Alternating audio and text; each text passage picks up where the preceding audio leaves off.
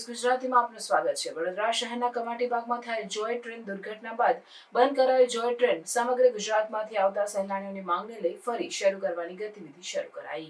કમાટીબાગમાં થયેલ જોય ટ્રેન દુર્ઘટનાનો મામલો ગત 10 મેના રોજ જોય ટ્રેનની અડફેટે આવતા 4 વર્ષની બાળકીનું મોત થયું હતું। દુર્ઘટના બાદ કોર્પોરેશન અને પોલીસ તંત્રએ જોય ટ્રેનને બંધ કરાવી હતી।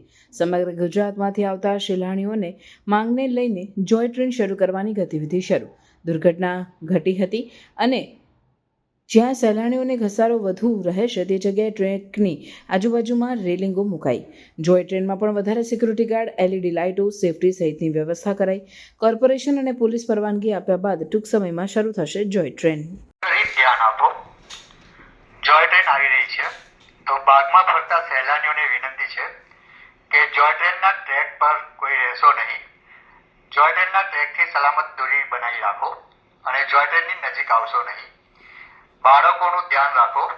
જોય ટ્રેન નીકળી ગયા બાદ જોય ટ્રેનનો ટ્રેક ક્રોસ કરશો અને જોય ટ્રેનની નજીક ઊભા રહી કોઈ પણ પ્રકારની ફોટોગ્રાફી કરશો નહીં।